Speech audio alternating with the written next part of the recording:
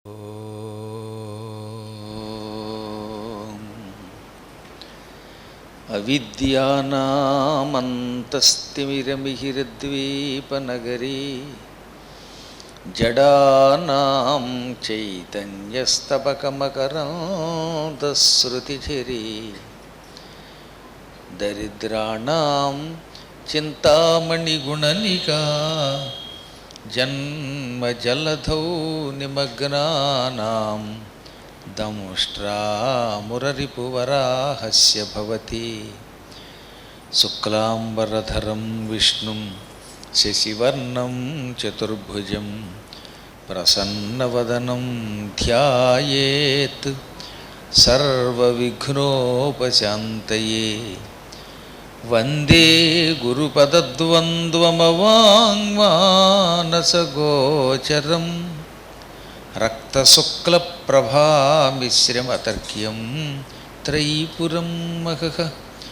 నారాయణం నమస్కృత్య నరం చైవ నరోత్తమం దేవీం సరస్వతీం వ్యాసం తతో జయముదీరయేత్.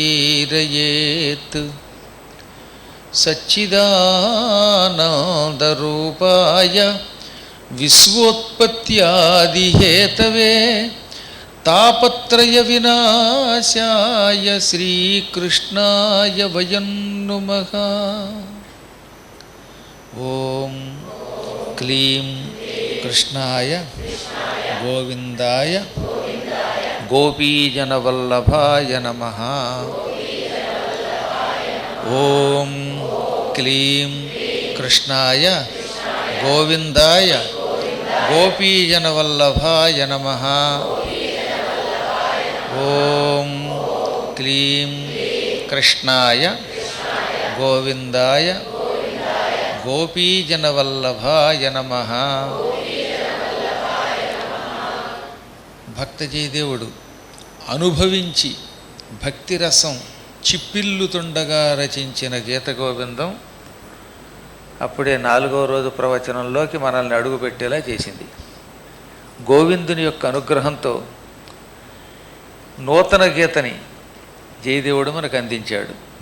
ఇప్పుడు చెప్పుకోబోతున్నది నిన్న ప్రారంభించి కొనసాగించుకుంటున్న రాసక్రీడా విశేషాలు. అందులో భాగంగా గోపికలంతా కాత్యాయని వ్రతం చేశారని చెప్పాను. వ్రత నియమములు పాటించకుండా వ్రతం చేస్తే దానివల్ల లాభం కంటే నష్టం ఎక్కువ ఉంటుంది. అందుకే వ్రతం వేరు, మంత్ర జపం వేరు. ఏ కోరిక లేకుండా గురువుగారు ఇచ్చిన మంత్రాన్ని ఆయన చెప్పినట్టుగా చేసుకుంటే మనకి దానికి పెద్దగా నియమాలు నిష్టలు అక్కర్లేదు. కోరికలతో వ్రతములు చేసేటప్పుడు మాత్రం నియమం పాటించవలసినదే. సత్యనారాయణ వ్రతం చేశామంటే ప్రసాదం తప్పక తినాలి, మధ్యలో లేవకూడదు. కాత్యాయని వ్రతం చేసిన వాళ్ళు బట్టలు లేకుండా స్నానం చేయకూడదు, నేతితో వండిన అన్నమే తినాలి. అశూన్య శయన వ్రతం చేసేవాళ్ళు పళ్ళు తిని తీరాలి రాత్రికి, ఇంక వేరే ఆహారం తీసుకోకూడదు. ఫలహారం అనే పేరుతోటి బలహారం స్వీకరిస్తే ఉపయోగం లేదు. సాధారణంగా ఫలహారం అనే శబ్దాన్ని ఇప్పుడు మార్చేశారంతా. ఫలహారం అంటే రాత్రికి ఇడ్లీ, ఉప్మా, పెసరట్టు, మైసూరు బజ్జీ, చట్నీ, కూర, పూరి, ఒకటే ఎన్ని రకాలు ఉండాలో అన్నీ ఉంటున్నాయి. పై ఏమన్నంటే శనివారం వండడం, ఇదే బాగుంది అసలు అని అడిగితే. మామూలుగా అన్నం తినేవాడిగా ఉంది, కాస్త సాంబారో పచ్చడో ఇచ్చేసి వదిలేస్తారు. అయితే మజ్జిగ దొరుకుతుంది, అయితే అది లేదు. కానీ పాపం ఫలహారం చేస్తామన్నటువంటి వాళ్ళకి ఎన్ని రకాల పిండి వంటలు వస్తున్నాయో. దీన్ని ఫలహారం అంటారా? ఫలము అంటే చెట్టు నుంచి వచ్చినటువంటి వస్తువు, అది వండని పదార్థం, అపక్వాహారం. పక్వము చెయ్యబడని, వండనటువంటి, పచనము చెయ్యబడని ఆహారం స్వీకరిస్తేనే దాన్ని ఫలహారము అంటారని మంత్రశాస్త్రం చెబుతున్నది. కాబట్టి నిజంగా పళ్ళు అంటే పళ్ళే తినాలి. ఇది అశూన్య శయన వ్రత నియమం.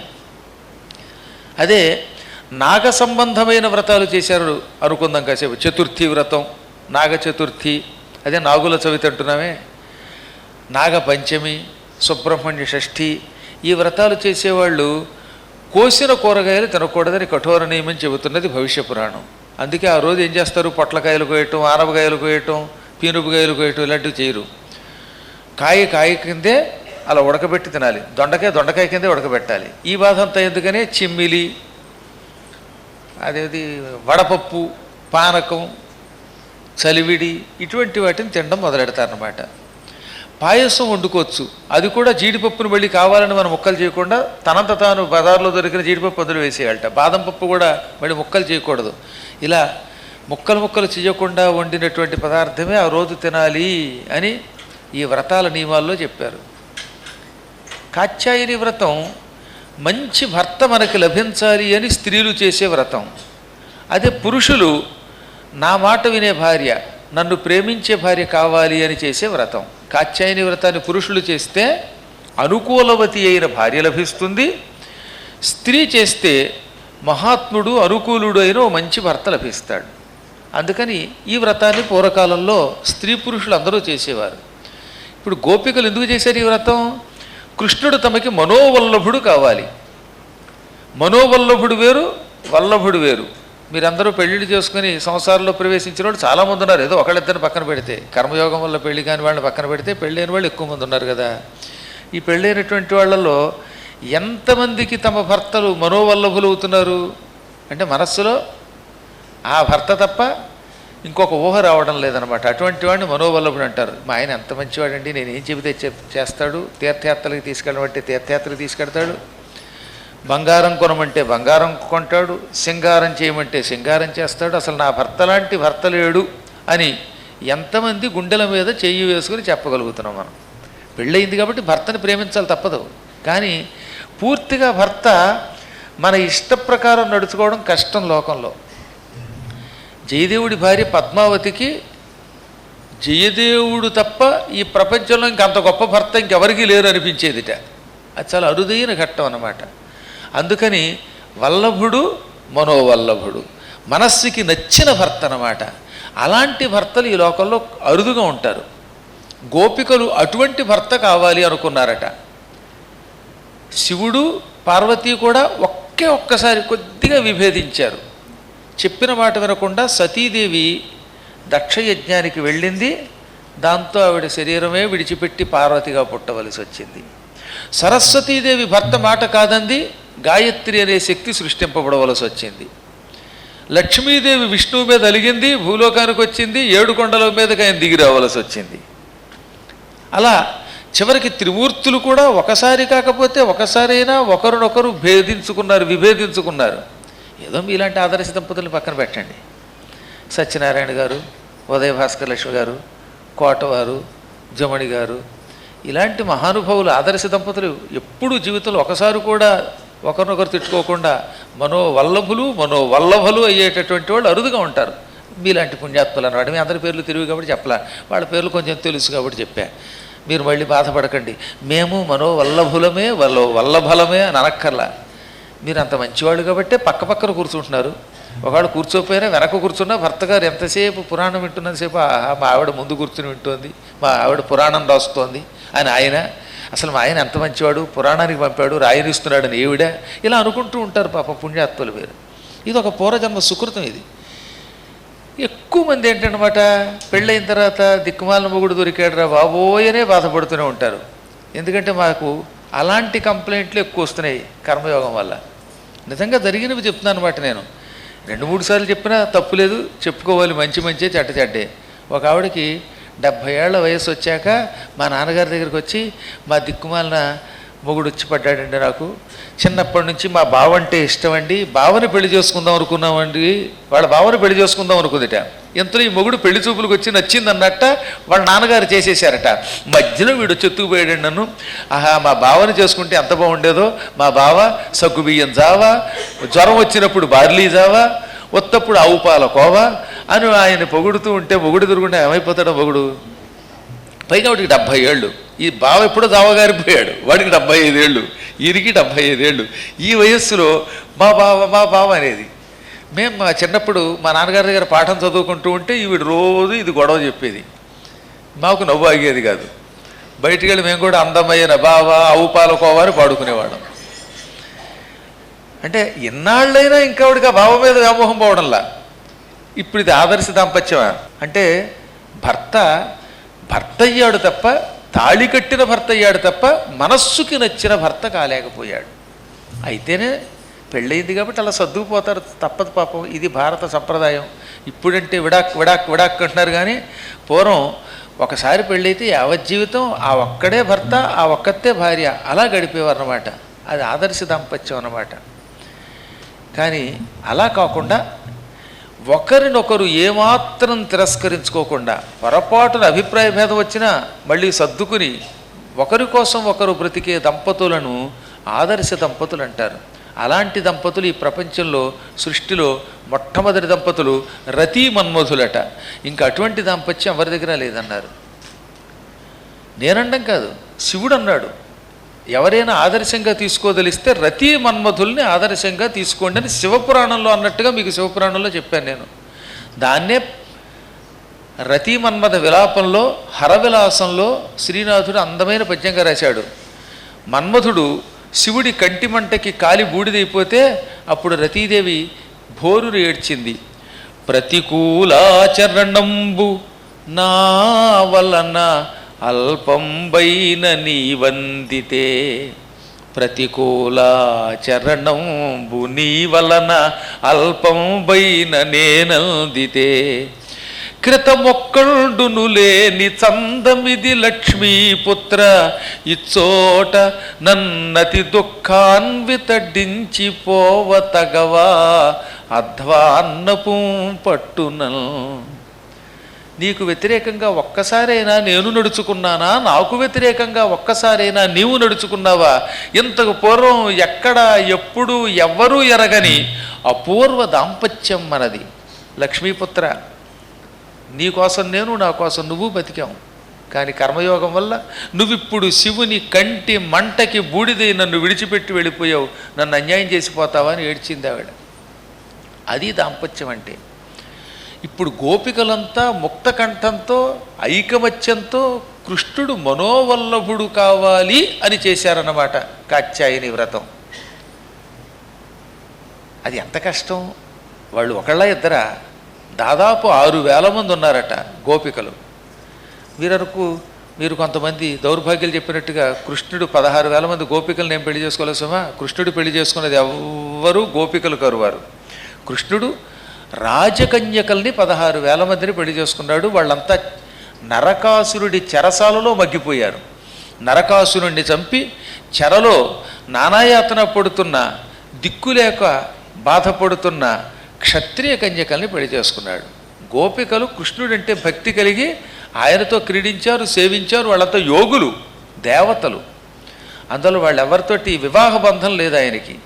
వాళ్ళు ఇంచుమించుగా 6,000 మంది ఉన్నారు. ఈ 6,000 మంది ఐకమత్యంతో కృష్ణుడే మాకు భర్త కావాలి అనుకున్నారట. అక్కడే అర్థమవుతుంది కృష్ణుడు పరమాత్మని. భగవంతుడిని మనందరం కోరుకుంటాం. అదే స్త్రీ మా ఆయన పక్కావిడికి కూడా భర్త కావాలని ఎప్పుడైనా కోరుకుంటుందా? కోరుకోదు కాబట్టి ఆయన పరమాత్ముడు, వీళ్ళంతా జీవాత్మలు అని అప్పుడు మనకు అర్థమైపోవాలి. అసంభవం అన్నమాట. ఈ లోకంలో ఏ స్త్రీ అయినా నా భర్త మరొక స్త్రీని పెళ్లి చేసుకున్నా పర్వాలేదు అని అనుకోవడం చాలా కష్టం. అది ఎక్కడో ఉంటారు అరుదుగా కొద్దిమంది.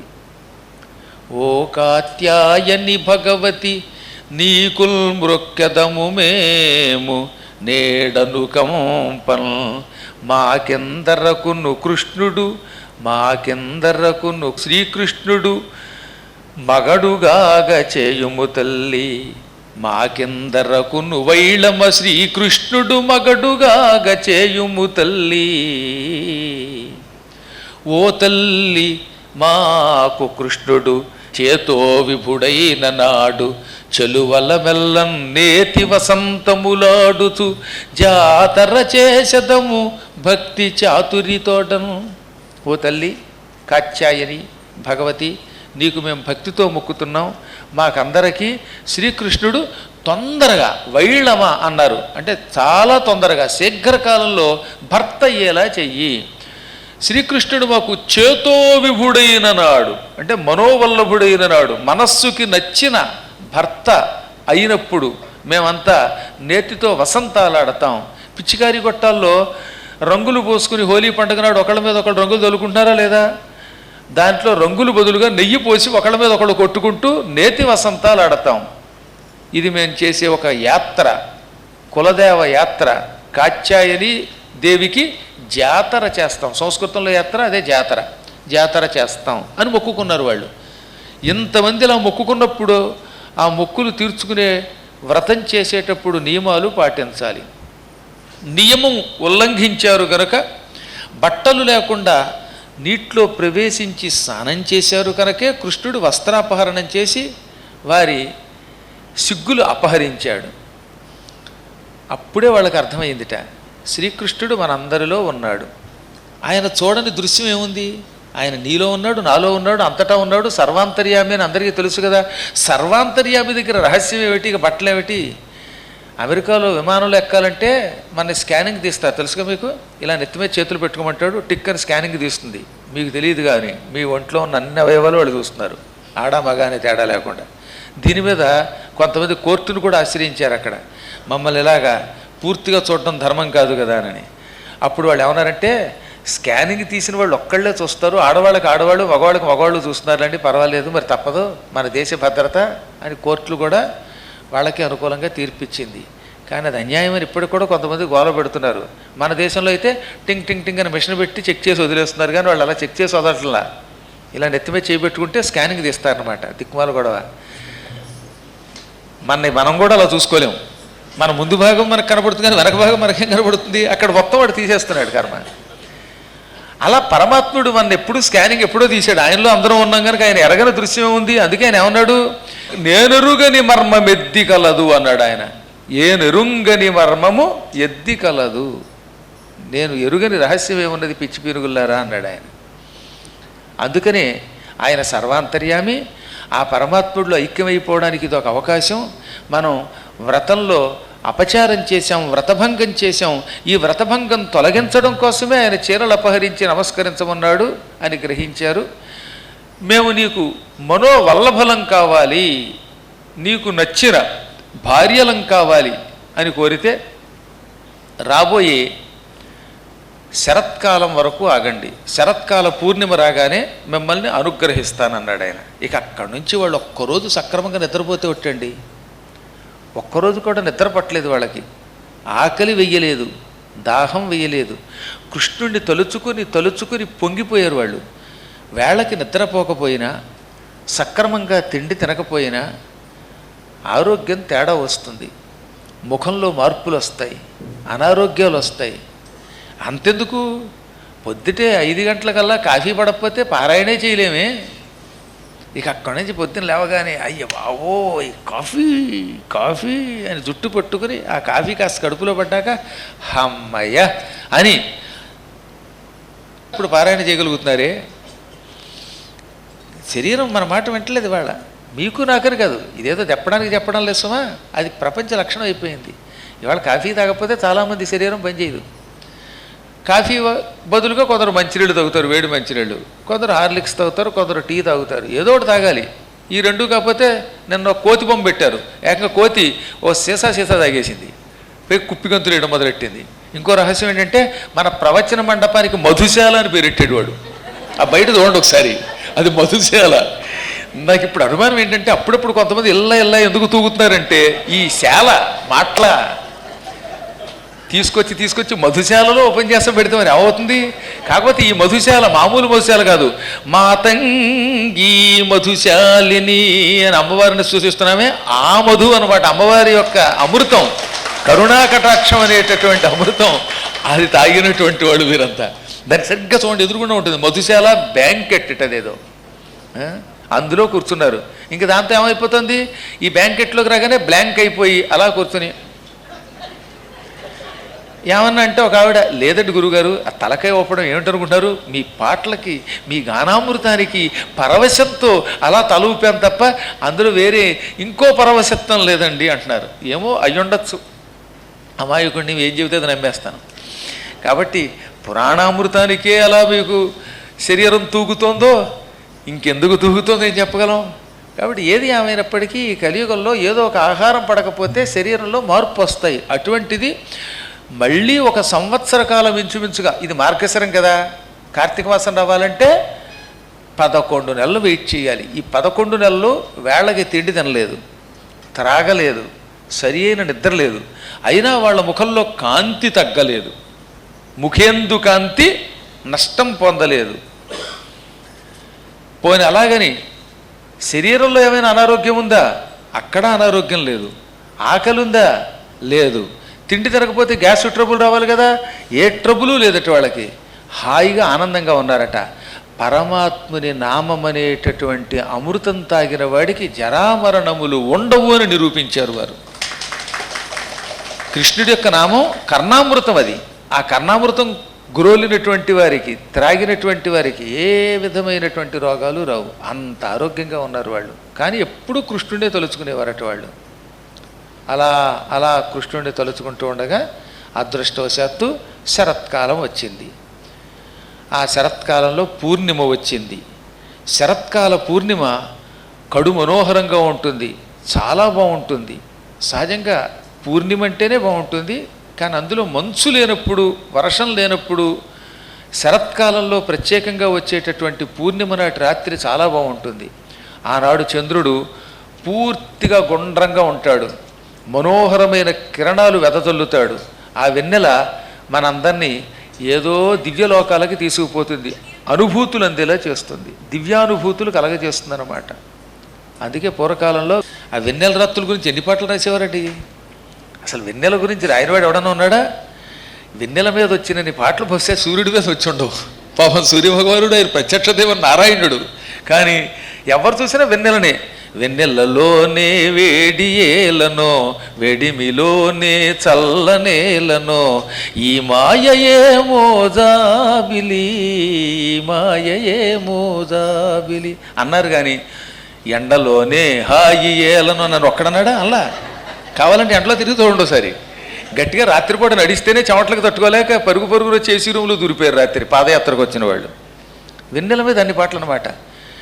అదే పెంగళి నాగేంద్రరావు గారు ఇంకో అడుగు ముందుకెళ్ళి, వినుటయే కాని వెన్నెల మహిమలు, వినుటయే కాని వెన్నెల మహిమలు, అనుభవించి నేనెరుగనయా, నీలో వెలసిన కళ్ళలు కాంతులు లీలగా ఇప్పుడే తెలిసెనయా, ఏమిటో ఈ మాయా ఓ వెన్నెల రాజా అని అన్నాడు ఆయన. నిజానికి ఈ పాట ఆయన ఎందుకు రాశాడో తెలిసిన? ఆయన బ్రహ్మచారి. అందుకని ఆయన నిజంగా వెన్నెల మహిమలు వినడమే కానీ తెలియదుట. అనుభవించి నేను ఎరుగనయ్యా అని పాప ఆయన తన గురించే రాసుకున్నాడేమో అనిపిస్తుంది అనమాట. ఇలా ఒకటేమిట్లండి ఆ రోజుల్లో అద్భుతంగా రాశారు.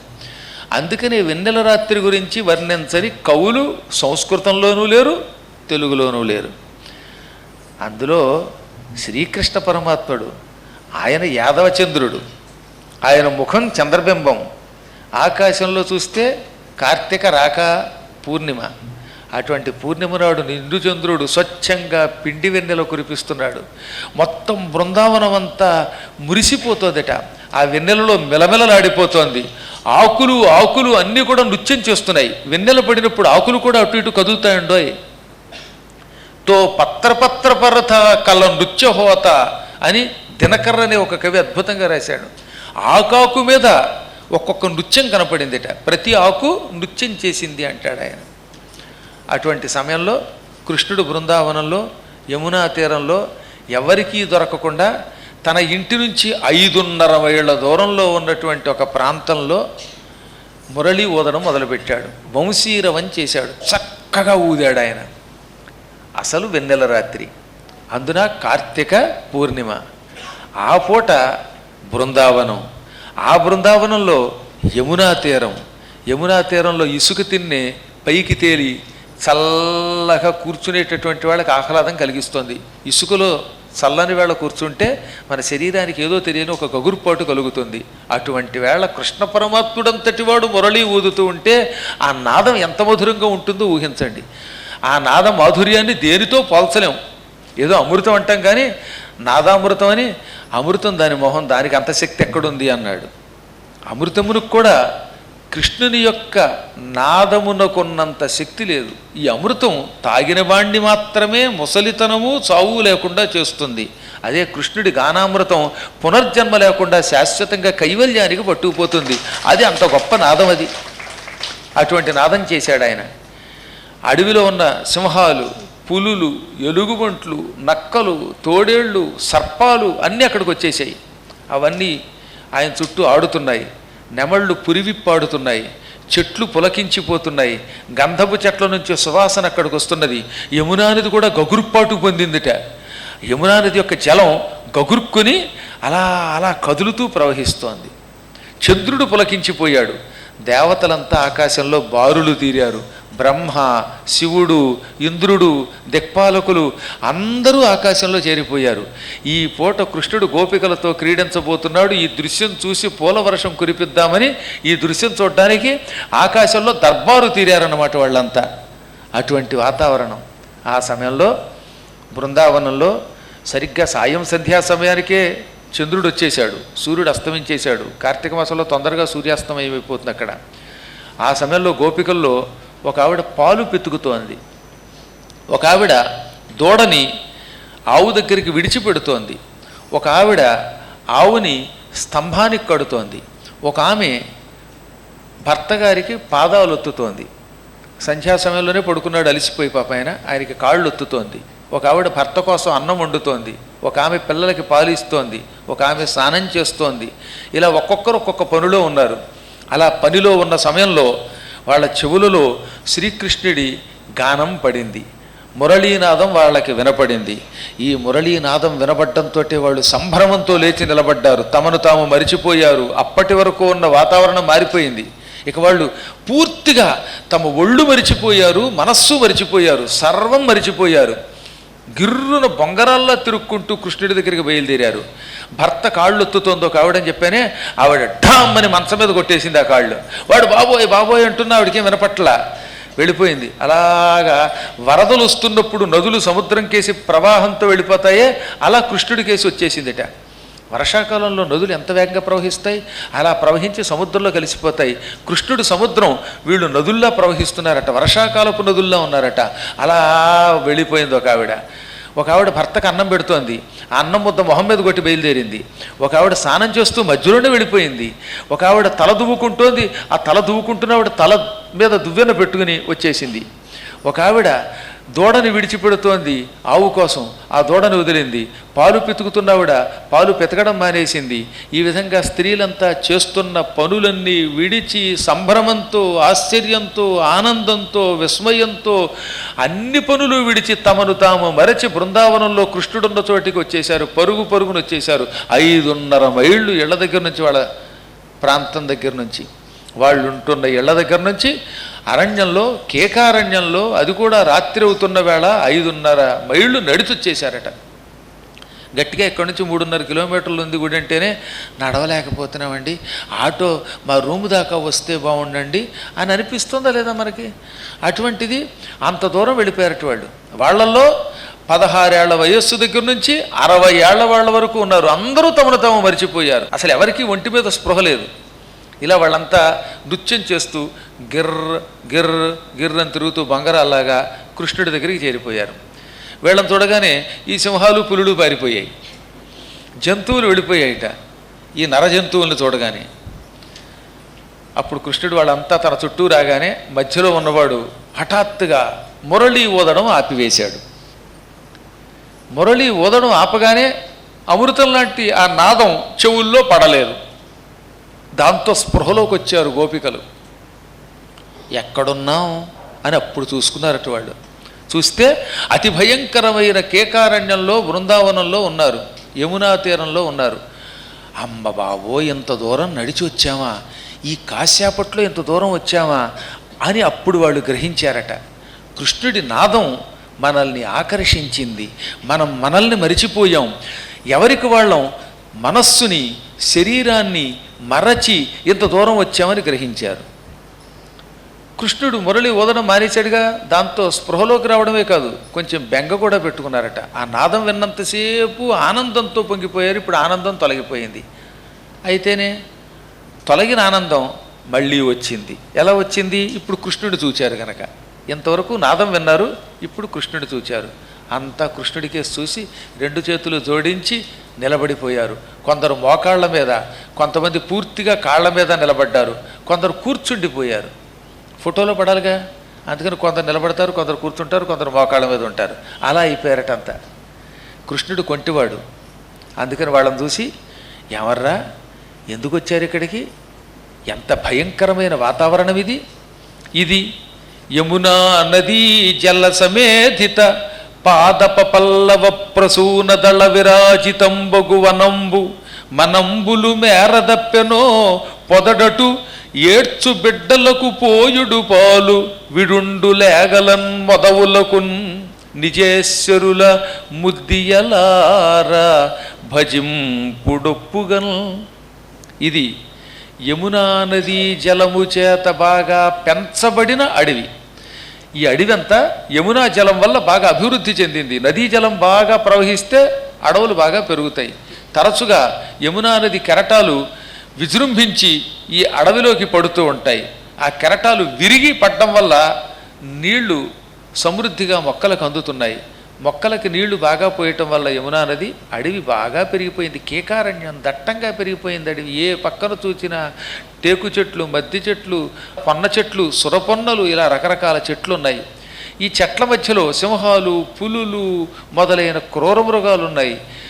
భయంకరమైన విషము కలిగిన విషసర్పాలు తిరుగుతున్నాయి. నెమళ్ళు నాట్యాలాడుతున్నాయి. హంసలు తిరుగుతూ ఉన్నాయి. కప్పలు తిరుగుతూ ఉన్నాయి. తేళ్ళు, జరులు తిరుగుతూ ఉన్నాయి. ఇంతటి భయంకరమైన ఈ వనంలోకి చీకట్లో ఎవరూ లేకుండా, మగవాళ్ల తోడు లేకుండా ఆడవాళ్ళు వచ్చేస్తారా? ఇది చాలా పెద్ద పొరపాటు. పైగా నేను పరాయివాణ్ణి, పరపురుషుణ్ణి, మీరు పరస్త్రీలు, నా దగ్గరికి రాకూడదు, చాలా తప్పు చేశారు, వెంటనే ఇంటికి వెళ్ళిపోండి, మీ పిల్లలకి పాలు ఇవ్వండి, ఆవులని దూడల్ని పెంచండి, ఆవుల పాలు పితకండి, కాచండి, తోడు పెట్టండి, పెరుగు చెయ్యండి, చిలకండి, వెన్న తీయండి, మీ భర్తల్ని సేవించండి, వెళ్ళిరండి. మీరు వెళ్ళకపోతే మీ వాళ్ళు ఏమనుకుంటారు? మేలా మీకు భయంబు పుట్టదు కదా మీ మందకు, సింహశార్దూలానేక పముఖ్యముల్ తిరిగెడిల్ దూరంబులే తెంతురే, ఏలా వచ్చి తిరి నిశా సమయమందిచ్చోట వర్తిల్తురే, చాలుంజాలు లతాంగులార చనుడా సంప్రీతితో మందకు. ఇది మీకు న్యాయమా? మీకెవరికి అసలు భయం లేదా? సింహాలు, పులులు మొదలైన క్రూర మృగాలు తిరిగే అడవే ఇది. ఇంత దూరం వస్తారా? ఎందుకు వచ్చారు ఈ రాత్రి వేళ? ఇలా ఇక్కడ విచ్చలవిడిగా తిరగవచ్చునా? చాలు చాలు, అయ్యిందేదో అయ్యింది, వెంటనే ఇంటికి వెళ్ళిపోండి, మీ పనులు మీరు చేసుకోండి అన్నాడు. మీ భర్తలు మీకు దూరమై ఎంత అలమటించిపోతారు. మీ పిల్లలు తల్లుల పాలు లేక ఎంత గిజగిజలాడతారు. మీ ఆవులు దూడలు అవి ఎంత బాధపడతాయి. మీ ఇళ్ళు దొంగల పాలు కావా, ఇళ్ళకి తలుపు లేకుండా వచ్చేస్తే? ఇళ్లల్లోకి జంతువులు దూరవా, కుక్కలు దూరవా? కుక్కలు దూరితే మీ ఇంట్లో ఉన్న పాలు పెరుగు పాడైపోవా అన్నాడు. అప్పుడు వాళ్ళు కన్నీళ్లు పెట్టుకుని, కృష్ణ ఎంత నిర్దయగా మాట్లాడతావా? నువ్వు నిజంగా యశోద కొడుకువేనా? మేం పరస్త్రీలమా? నీవు యశోద బిడ్డడవే నీరజనేత్ర సమస్త జంతు చేతో విదితాత్మవు ఈసుడవు. నువ్వు నిజంగా యశోద కొడుకువో కాదో నీకు తెలియదా, మాకు తెలియదా? సమస్త ప్రాణుల హృదయములలో ఉండే పరమాత్మవి. హృదయస్థో జనార్దన అని వేదం చెబుతున్నది. అలా మా హృదయంలో ఉన్న జనార్దనుడివి. నీ దయ వల్ల మేమంతా బతుకుతున్నాం. ప్రతి జీవిని సృష్టించావు, వారిలో వ్యాపించి ఉన్నావు, వారందరి చేత అన్ని పనులు చేయిస్తున్నావు. వారి మంచి చెడ్డ పాపం పుణ్యం అన్నీ నీవే. నీవు లేని ఈ ప్రాంతం ఉందా? నీవు లేక ఏదైనా వస్తువు ఉందా? నదులు, కొండలు, గుట్టలు, చెరువులు, మనుష్యులు, జంతువులు సమస్తం నీవే. అటువంటి పరబ్రహ్మవి నిన్ను నమ్మి ఇంత దూరం వస్తే మమ్మల్ని వెనక్కి వెళ్ళిపోమంటావా?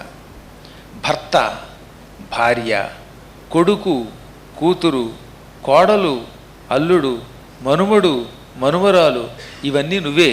ఇన్ని రూపములలో తిరుగుతున్నావు. ఇది తెలియని వాడికి పరస్త్రీ పరపురుషుడు అన్నీ ఎరిగిన మాకు నువ్వే సమస్తమని తెలుసు. నువ్వు నిజంగా పరపురుషుడివి, పరాత్పరుడైన పరబ్రహ్మవైన పురుషుడివి. వాళ్ళు ఎంత స్పష్టంగా చెప్పారో తెలిసిన, నీవు యశోద బిడ్డడవా అన్నారు వాళ్ళు. అంత ఎరిగిన వాళ్ళు, జ్ఞానం కలిగిన వాళ్ళు. అంచేత వాళ్ళు కేవలం శరీర భ్రాంతితో వచ్చిన వాళ్ళు కాదు, కృష్ణుడిలో ఐక్యమైపోయి ముక్తి పొందడానికి వచ్చినటువంటి వాళ్ళు. అందుకని వాళ్ళు ఏమన్నారు, మేము నీకోసమే వచ్చాం, నీవే మా అందరికీ ముక్తినిచ్చే భర్తవని నమ్మి వచ్చాం, అందుకే నీకోసం వ్రతం చేశాం. ఆ వ్రతానికి మెచ్చుకొని రాబోయే శరత్కాలంలో మీతో క్రీడించి మీకు ముక్తినిస్తానన్నావు, అందుకని మేము వచ్చాం. నీ వడవిల్ పవల్ తిరుగ నేరజనేత్ర నిమిషంబులు మాకు యుగంబులై చనుల్. ప్రభు, నువ్వు పగటిపూట అడవులో తిరుగుతూ ఉంటావు, అప్పుడు మేము నిన్ను చూడలేకపోతున్నాం. ఇచ్ఛా విధి చూడకున్నా మేము కోరినట్లుగా నిన్ను చూడలేకపోతున్నాం. మాకు ఎప్పుడు నిన్ను చూడాలని ఉంటుంది, కానీ నువ్వు పగటిపూట మాత్రం మాకు కనబడవు. అడవులో ఆవుల్ని మెప్పుకుంటూ తిరుగుతావు. అప్పుడు నిన్ను చూడకపోతే ఏమవుతుంది? ఇచ్ఛా విధి చూడకున్న నిమిషంబులు మాకు యుగంబులై చనును. అప్పుడు మాకు పగటిపూట నిన్ను చూడకపోవటం వల్ల ఒక నిమిషం ఒక యుగం అయిపోతుంది. నిమిషం ఒక యుగంట. కృష్ణుడిని చూడకపోతే వాళ్ళకి నిమిషంలో ఉండడంలా ఎప్పుడు వస్తాడురా బాబోయ్ కృష్ణుడని ఎదురు చూసి చూసి చూసి కాలం గడవక బాధపడుతున్నారు. కృష్ణుడు ఎదురుగుండా ఉంటే యుగములు నిమిషాల్లో దొల్లుతాయి. ఆయనకు దూరం అయితే నిమిషం ఒక యుగం అవుతుందిట. అసలు ఎంత అద్భుతమైనటువంటి భక్తి అండి అది. మనం కూడా అంతే. ఈ పురాణంలో ఉన్నప్పుడు మాకు టైం తెలియట్లేదు అంటున్నారు. అదే ఏ ఇడ్లీ కోసం ఎదురు చూస్తున్నప్పుడు నిమిషం యుగంలో ఉంటుంది. రైల్వే స్టేషన్లో రైలు కోసం ఎదురు చూస్తే వెయిట్ చేయడానికి విసుగ్గా ఉంటుంది. అందుకే కొంతమంది 4 రైలు అయితే 4:30కు వస్తారు, ఈ లోపు రైలు వెళ్ళిపోతుంది, తిరుమల వెళ్ళిపోతుంది, ఇంకో ఎక్స్ప్రెస్ వెళ్ళిపోతుంది. ఇంట్లో ఉండి ఏం చేస్తాడో తెలియదు. అలా కాకుండా కాస్త ముందు వచ్చామనుకోండి, 2 నిమిషాలకే చూసావా, ముందు వచ్చేసావు 10 నిమిషాల నుంచి వెయిట్ చేస్తున్నాం అంటాడు. ఏదో ఇంటి దగ్గర పెద్ద వెయిట్ ఉన్నట్టుగా. ఇక్కడ వెయిట్ చేసిపోతే అక్కడ పెద్ద వెయిట్ ఉందా? అయినా ఏమిటో తెలియదు చాలామందికి 5 నిమిషాలు వెయిట్ చేయలేరు.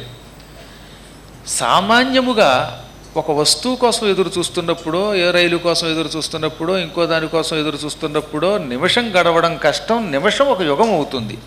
అదే పరమాత్ముని సన్నిధానంలో ఉంటే యుగములు కూడా నిమిషముల వలె దొల్లిపోతాయి. అసలు కాలం గడిచినట్టే అనిపించదు కదా, హాయిగా గడిచిపోతుంది అన్నమాట. నీవు లేక పగలు మాకు గడవదు. తీరా రాత్రి నువ్వు వచ్చాక నిన్ను చూద్దామంటే నువ్వు వచ్చిన కాసేపట్లో 100 సార్లు కంటి మీద రెప్పపాటు పడుతోంది. కృష్ణుడు సాయంత్రం పూట గోవుల్ని తోలుకుని ఇంటికి వస్తున్నట్ట, రాగానే చూద్దామని కళ్ళు విప్పార్చి చూస్తున్నారట. అప్పుడు ఎంతలో ఏమవుతుందట? టిప్పు టిప్పు టిప్పు అని కంటి మీద రెప్పలు పడుతున్నాయట. ఈ దిక్కుమాలిన రెప్పపాటు వల్ల రెప్పపాటు కాలం నిన్ను చూడలేకపోతున్నావు. లక్ష్మీవర రెప్పలడ్డముగా చేసే విధాత ఇదేల క్రూరుడై. ఓ లక్ష్మీ వల్లభ, ఈ కంటికి రెప్పలడ్డంగా చేశాడు ఎందుకో ఈ విధాత బ్రహ్మదేవుడు. క్రూరుడైపోయాడు వాడు. అందుకే క్రూరుడు కాబట్టే కంటికి రెప్పపాటు పెట్టాడు.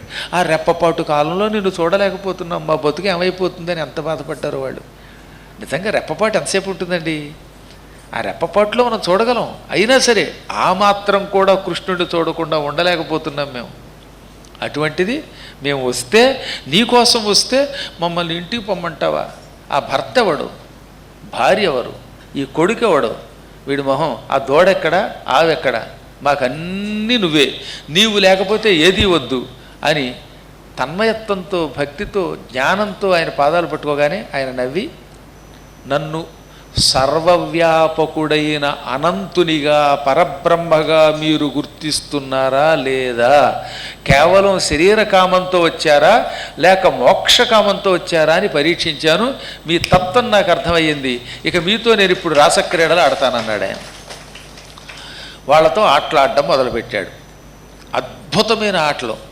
ఆ చెట్ల కింద 2 కృష్ణులు తయారయ్యారు. 2 కృష్ణులు ఒక గోపికను పట్టుకునేవారట. ఆ ఇద్దరికి మధ్యలో గోపిక డ్యాన్స్ చేసేది. ఇద్దరు గోపికల మధ్యలో ఒక కృష్ణుట్ట.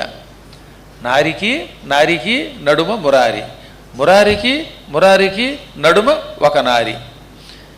ఈ విధంగా వాళ్ళు నృత్యం చేశారు, పాటలు పాడారు, ఆనందంతో తిరిగారు. ఇదంతా మనం గుర్తుపెట్టుకోవాల్సింది ఏంటంటే, ఈ భాగవత కథ అంతా ఎవరికి కనబడుతోంది? జయదేవునికి. ఆయన ఇంట్లో కూర్చుని ఉన్నాడు, కొన్ని బయటకు కూడా వెళ్ళలేదు. ఆయన ఇంట్లోనే కూర్చుని అలాగ కృష్ణుడిని ధ్యానం చేస్తున్నాడు. ఈ దృశ్యమంతా కళ్ళ ముందు కనపడుతోంది, అదృశ్యం కాకుండా. చిత్రం ఏంటో తెలిసిన, ఆయన ఈ దృశ్యం చూస్తున్నప్పుడు పురాణం చెబుతున్నట్టు. అంతకుముందు పురాణం చెబుతూ ఈ రాసపంచాధ్యాయి చెబుతూ అసలు పురాణం మానేసి అలా కూర్చుండిపోయాడు. జనమంతా మీలాగే ఎదురుగుండా కూర్చున్నారు. చెప్పానుగా, ఊళ్ళో వాళ్ళంతా ఈయనకి భక్తులు అయిపోయారు. సభాపతి గారు కూడా ఏది ఆవకాయ మంటకి దెబ్బకి వెళ్ళి దిగొచ్చాడు. అందరూ కాళ్ళు పట్టుకున్నారు. అందరూ ఈయన దగ్గరికి వచ్చి ఓం క్లీం కృష్ణాయ గోవిందాయ గోపీజన వల్లభాయ నమః ఆయన దగ్గర మంత్రోపదేశం పొంది ఆ మంత్రం చేసుకుంటున్నారు. ప్రతిరోజు ఈయన పురాణం చెప్పేవాడు. భాగవతం వినడానికి మీకంటే ఎక్కువ వచ్చేసారు జనం. మన దగ్గర ఏమో 250 మందే ఉన్నారు ఇప్పుడు. అక్కడ అలా కాదు, ఏకంగా ఊరు 1000 మంది వచ్చి కూర్చున్నారు. ఆయన ఇల్లు అంత పెద్దది కనుక, ఆ రోజుల్లో అంత పెద్దది కనుక. ఆయనేమో ఇలా కూర్చుని ఉన్నాడు, వాళ్ళు ఎదురుగుండా కూర్చున్నారు. ఇంతవరకు పురాణం చెప్పాడు, ఇక చెప్పకుండా అలా ఉండిపోయాట. ఎందుకని? ఈయన కంటి ముందు బృందావనంలో కృష్ణుడు మురళి ఊదడం, ఆ మురళి ఊదుతూ ఉంటే గోపికలు రావడం, వారి మధ్యలో సంభాషణ అయ్యాక నృత్యం చేయటం అన్నీ కనబడుతున్నాయి. వీళ్ళు కూడా మాట్లాడలేదండోయ్. ఆయన ముఖంలో ఆ దృశ్యం వాళ్ళు చూశారట. ఈయనేమో ఎదురుగుండా అలా కళ్ళు మూసుకుని బృందావనం చూస్తున్నాడు.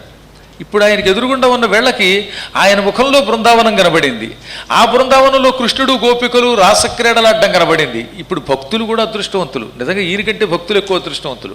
ఈయన నానా కష్టాలు కూడా ఉపాసన చేసి కృష్ణుడు చూస్తే ఈయన ముఖంలోనే ఒక టీవీ స్క్రీన్లో చూసినట్టు చూస్తున్నారట వాళ్ళు. అందుకని వాళ్ళు ఆనందంతో అనుభవిస్తున్నారు, ఈ అనుభూతిని పొందుతున్నారు. ఒక్కళ్ళు మాట్లాడలేదు.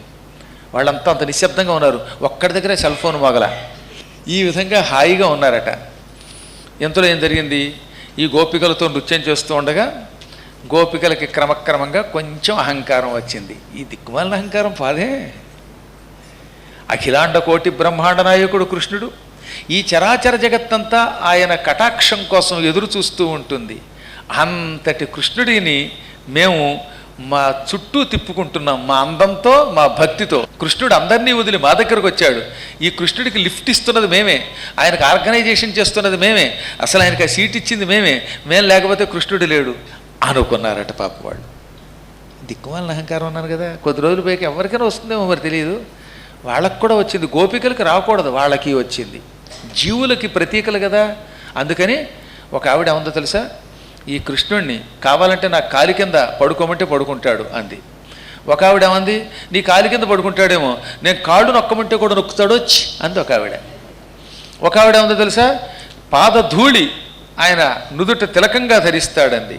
ఇలా అందరూ కూడా కృష్ణుడు నావాడంటే నావాడు, నేనేం చెబితే చేస్తాడు, నా మాట పొరపాటున జవ దాటడు, గీచిన గీటు దాటడు అండ మొదలెట్టారు. అప్పుడు కృష్ణుడిది కనిపెట్టాడు. ఓహో, పరమభక్తురా అంటూ మీకు కూడా ఇంత అహంకారం వచ్చిందనమాట. 4 రోజులు నా కార్యక్రమాలు చూసిన తర్వాత 5వ రోజు నుంచి నేను మీ చేతిలో కీలుబొమ్మను అనుకుంటున్నారా అనుకుని టక్కన మాయమైపోయాడు. ఇంకా చూడండి, చంద్రుడు ఆకాశంలో కనబడకపోతే ఆకాశం కటిక చీకటితో ఎలా నిండిపోతుందో, కాంతి లేకుండా ఆకాశం ఎలా అయిపోతుందో అలా అయిపోయిందిట ఆ వాతావరణం అంతా. కృష్ణుడు మాయమైపోవడంతో గోపికలంతా స్పృహలోకి వచ్చారు. గొల్లుమని గోల పెట్టేశారు, ఏడ్చేశారు పాపం వాళ్ళు. ఈ కృష్ణుడు అన్నారు. కృష్ణుడి కోసం తెగ తిరిగారు. ఎక్కడా కనపడలేదు ఆ బృందావనంలో. ఏ పొదల్లో చూసినా పాములు సింహాలే తప్ప కృష్ణుడు కనపడలేదు. గోపాల సింహం కనపడలేదు, పాపాల సింహాలు కనపడ్డాయి. కానీ ఇక్కడ ఇంకో తమాషా జరిగింది. వీళ్ళంతా కృష్ణుడి కోసం వెతుకుతూ ఉంటే కృష్ణుడు నడిచి వెళ్ళినట్టుగా బృందావనంలో ఇసుకలో కాలి గుర్తులు కనపడ్డాయి. ఓ అయ్య బాబాయ్, కృష్ణుడు మనల్ని విడిచిపెట్టి ఇలా నడిచి వెళ్ళాడు, ఇదిగో ఆయన పాద చిహ్నాలు అని వాళ్ళందరూ ఆ చిహ్నాల దగ్గరకు వచ్చారు. ఈ కృష్ణుడి పక్కన ఇంకో ఆడావిడ యొక్క కాలి గుర్తులు కనపడ్డాయి. దాంతో వీళ్ళు కుళ్ళిపోయారు. మనందరినీ వదిలి యావత్తున ఒక్కదాన్ని పట్టుకుపోయాడు ఆయన. ఆ ఒక్కత్తి ఎవరో ఎంత అదృష్టవంతురాలో అనుకున్నారట. ఆవిడే రాధిక అని జయదేవుడు చెప్పాడు. ఈ బ్రహ్మవైవర్త పురాణం కూడా చెబుతున్నది. అందరినీ వదిలి ఒక్క రాధికని మాత్రమే, రాధని మాత్రం పట్టుకెళ్ళాట. నిజానికి రాధ అహంకరించదు, కానీ ఆవిడ కూడా ఒక లీల చూపించాలనుకుని వీళ్ళందరినీ విడిచిపెట్టాక ఆయనతో కలిసి వెళ్ళింది. ఈ ఒక్క గోపికని వెంట పెట్టుకుని కొంత దూరం వెళ్ళాడు ఆయన. కొంత దూరం వెళ్ళేటప్పుడు వాళ్ళకి కనపడ్డాయట గుర్తులు. ఇది కృష్ణుడి గుర్తులు, పక్కనే ఇంకో గోపిక గుర్తులు. ఇద్దరూ కలిసి వెళ్ళారు. దిక్కుమాలింది ఎవరితో కానీ కృష్ణుడితో వెళ్ళిపోయింది, ఆయన మనల్ని వదిలిపెట్టి వెళ్ళిపోయాడు అని వాళ్ళంతా లోపల బాధపడ్డారు. గుళ్ళోకి వెళ్ళిన తర్వాత అందరం దర్శనానికి వెళితే ఒక్కావిడికే దర్శనం ఇచ్చి మిగతా వాళ్ళకి గుడి తలుపులు మూసేస్తే మిగతా వాళ్ళకి ఎంత మంట వచ్చేస్తుందో. అవునా కదా? సహజంగా ఒక్కత్తి వెళ్ళిపోయింది లోపలికి, మనం వెళ్ళలేదు అని పైకి కాపోయినా లోపలేని అనుకుంటారు. ఏదో మీలాంటి మంచివాళ్ళు అనుకోరు. కానీ ఇప్పుడు వాళ్ళు అలా బాధపడ్డారు.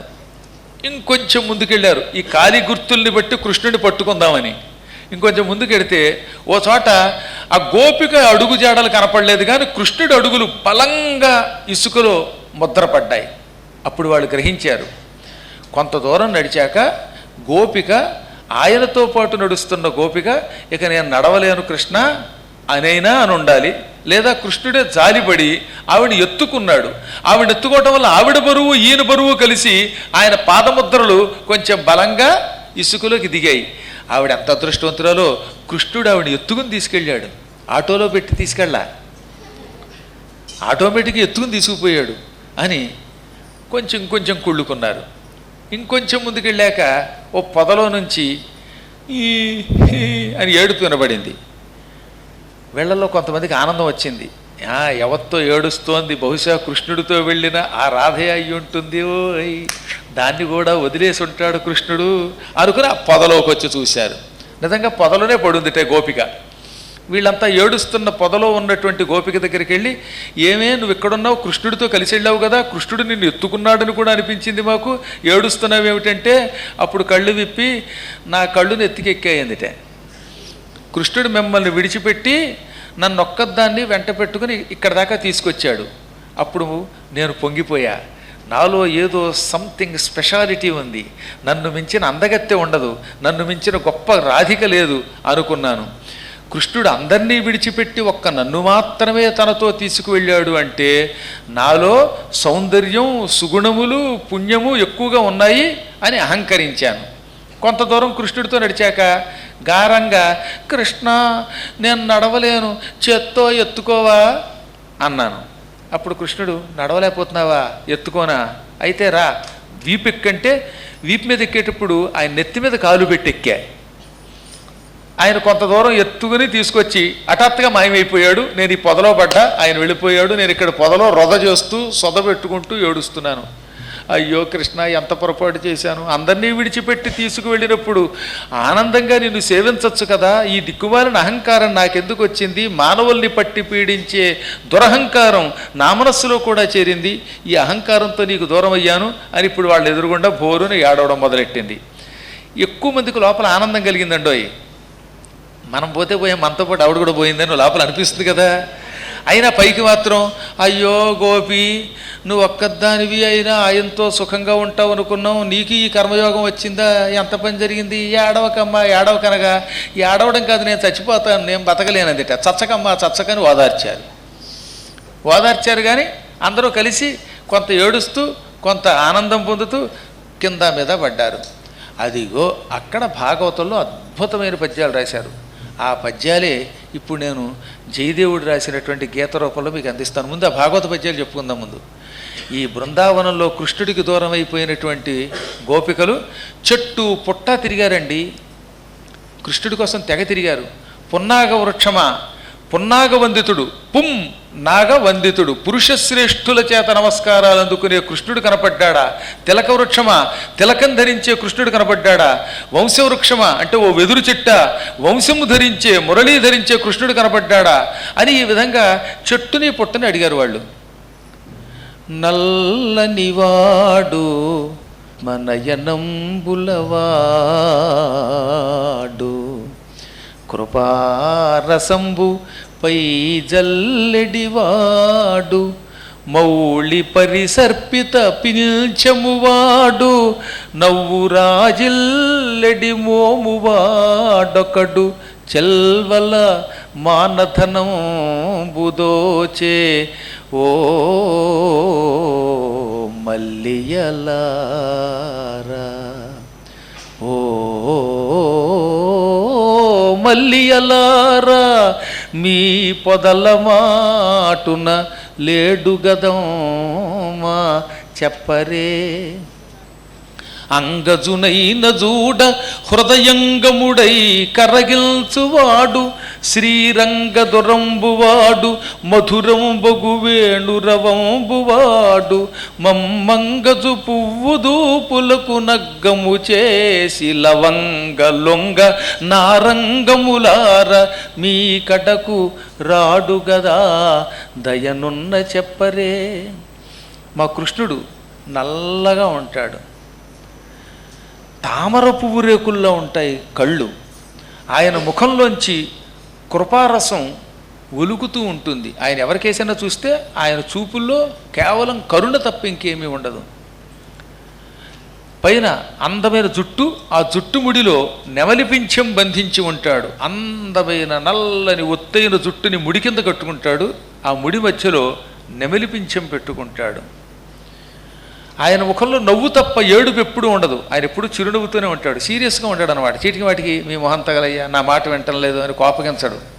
ఆయన ఎప్పుడూ కేవలం చిరునవ్వుతోటి ఉంటాడట. అసలు అందమండి నవ్వు అంటే. చీటికి వాటికి మన కోపం వస్తుందంటే బీపీ పెరిగిపోతుంది, అనారోగ్యం, మనలో లోపం వచ్చిందని అర్థం. ఎప్పుడో కోపం అరుదుగా ప్రదర్శించాలి. నిత్యం కోపంతో ఉంటే వాడి మొహం వాడిని ఎవడు పట్టించుకుంటాడు?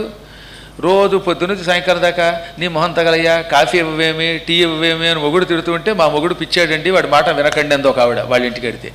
ఇది జరిగింది. ఒక ఆయన ఉండేవాడు, ఎప్పుడు తిడుతూనే ఉండేవాడు.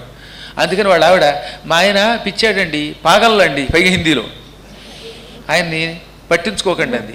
నేను పిచ్చానా అని మళ్ళీ మొదలెట్టాడు ఆయన. ఈలోపు వీడు నేను పక్కన ఉన్నవాడిని చచ్చాను, ఇంట్లోంచి వెళ్ళిపోయాను చివరికి విసిగెత్తి. కాబట్టి రోజు తిడితే నిరంతరం కోపంతో ఉంటే మొగుడిని ఎవడు పట్టించుకుంటాడు? ఎప్పుడు చిరునవ్వుతూ ఉన్నవాడికి ఎప్పుడైనా కోపం వస్తే హడిలిపోతాం మనం. కృష్ణుడు ఎప్పుడు మందస్మిత సుందర వదన అరవిందుడు అన్నారు ఆయన. చిరునవ్వుతూ ఉంటాడు ఆయన. అందుకే ఆయన ముఖపద్మం చిరునవ్వు అనే తేనె కురిపిస్తూ ఉంటుంది. నవ్వు ఒక కళ. ఎవరొచ్చినా అలా నవ్వుతూ కనపడండి అంతే. అవతలోడు మిమ్మల్ని ఏమంటాడు? అవసరం అవుతుంది ఒక్కోసారి ఏయ్ అనాలి, అప్పుడు అవతలోడు హడిలి పారిపోవాలి. అలా ఉండాలి కోపం అంటే. ఆ కృష్ణుడు అలాంటి నవ్వు రాజిల్లే ముఖం కలిగిన వాడు. మా స్త్రీల మనస్సులనే ధనాన్ని అపహరించాడు. ఓ మల్లె పొదలారా, మీ మల్లె పొదల్లో లేడు కదా, మీ దగ్గరకు వచ్చాడా? ఆయన ఇంకా ఎంత అందగాడో తెలుసా? మన్మథుడు కూడా ఆయన్ను చూస్తే ఆశ్చర్యపోయి అబ్బా ఈతడు నాకు కూడా బాబులా ఉన్నాడు అనుకుంటాట. నిజంగా ఆయన మన్మథునికి బాబు, మన్మథుడు ఆయన కొడుకే. అందుకనే అంతందంగా ఉంటాడు. శ్రీ రంగత్ ఉరంబువాడు, లక్ష్మీదేవి ప్రకాశిస్తున్న వక్షస్థలం కలిగిన వాడు. ఆయన వక్షస్థలం మీద లక్ష్మీదేవి ఉంటుంది. ఇక ఆయన మధురంగా వేణువుని ఊదుతాడు. మమ్మందరినీ మన్మథ బాణాలకి గురి చేసి, విరహబాధకి గురి చేసి ఎక్కడికో వెళ్ళిపోయాడు. ఓ లవంగమా, లొంగమా, నారింజ చెట్ట మీ దగ్గరకు వచ్చాడా? ఉంటే వస్తే చెప్పండి అని చెట్లని అడిగారట వాళ్ళు. ఇది లవంగాన్ని అడిగారట, మాదీ ఫలాన్ని అడిగారట, నారింజ చెట్టును అడిగారు, బత్తాయి చెట్టును అడిగారు.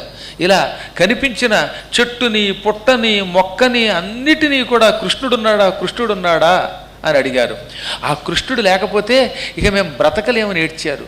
కృష్ణుడితో క్రీడించిన స్త్రీ ఆయనకి దూరమైతే పరమ బాధపడిపోతుంది, ప్రాణాపాయ స్థితిలోకి వెళ్ళిపోతుంది అని ఏడ్చారు. నిజంగా చాలా ఏడ్చారు వాళ్ళు. అదంతా గొప్ప విలాపం, గోపీ విలాపం అంటారు దాన్ని అన్నమాట. ఆ విలాపం భక్త జయదేవుడు ఇంట్లోనే కళ్ళు మూసుకు చూశాడు. చూసి అప్పటికప్పుడు రాసిన ఒక అద్భుతమైన పాట అన్నమాట. అనిల తరళ కొవలయనయనేనా తపతిన సా కిసలయ శయనేనా యారమిత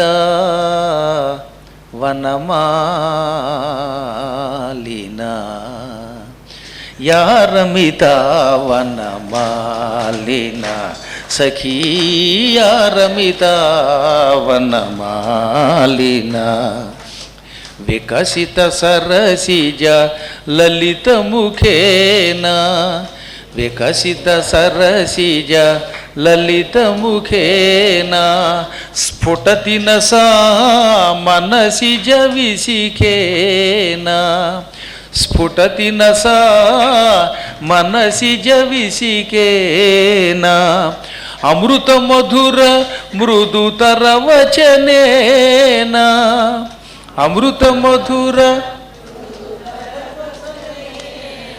జ్వలతి నసా మలయజ పవనేనా యా రమితా వనమాలినా సఖీ యా రమితా వనమాలినా స్థల జల రుహ రుచికర చరణేనా లోఠతి నసా హిమకర కిరణేనా స్థల జల రుహ రుచికర చరణేనా లోఠతి నసా హిమకర కిరణేనా సజల జలద సముదయ రుచిరేణ దళతి నసా హృది విరహ భరేణ సజల జలద సముదయ రుచిరేణ దళతి నసా హృది విరహ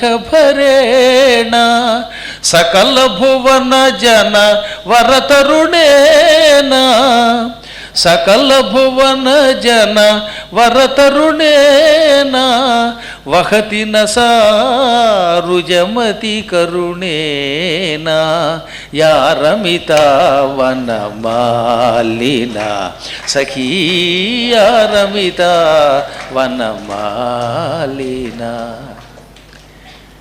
ఆయన రాయటం ఒక ఎత్తు, ఆయన పాట భగవంతుడిచ్చిన వరం. ఆయన ఇది రాసి కళ్ళు విప్పి చూస్తే ఎదురుగుండా భక్తులే ఉన్నారు. ఆ దృశ్యం ఇంకా కంటి ముందు నుంచి అదృశ్యం కావటం లేదు. వచ్చిన వాళ్ళంతా పరవశించిపోయారు. మీలాగే పాట వినగానే చప్పట్లు కొట్టడం మర్చిపోయారు, కానీ కశ్యప నాకు కొట్టారు.